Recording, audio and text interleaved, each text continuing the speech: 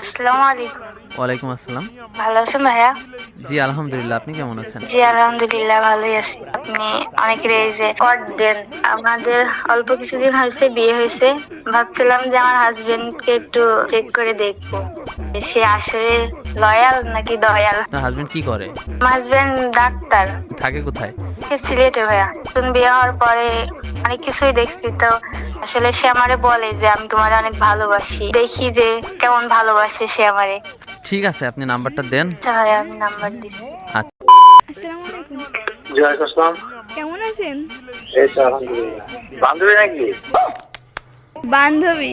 বান্ধবী হ্যাঁ, কোথা থেকে? ঢাকা থেকে।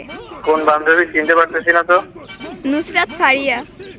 নুসরাত ফারিয়া, চিনতে পারতেছি না তো। কে? বান্ধবী চিনবেন নাই তো। কিভাবে? আপনার মনে তো অনেক মানুষ, এখন তো আমাকে মনে পড়ে না আপনার। আশ্চর্য ব্যাপার। আমি নুসরাত, আপনার সাথে ঢাকাতে অনেকবার দেখা হয়েছে। কেমনে দেখা হয়েছে আমার সাথে? সিলেটে যাওয়ার পরে তো ভুলেই গেছেন। আপনার সাথে কেমনে দেখা হয়েছে, কিভাবে দেখা হয়েছে আসলে? আপনার চেম্বারেও গেছি অনেকবার। আমার চেম্বারেও গেছেন অনেকবার। আচ্ছা, যাই হোক, আমি এত কথা পেঁচাতে চাচ্ছি না। আপনি এখন কি করেন? কি করবো মানে?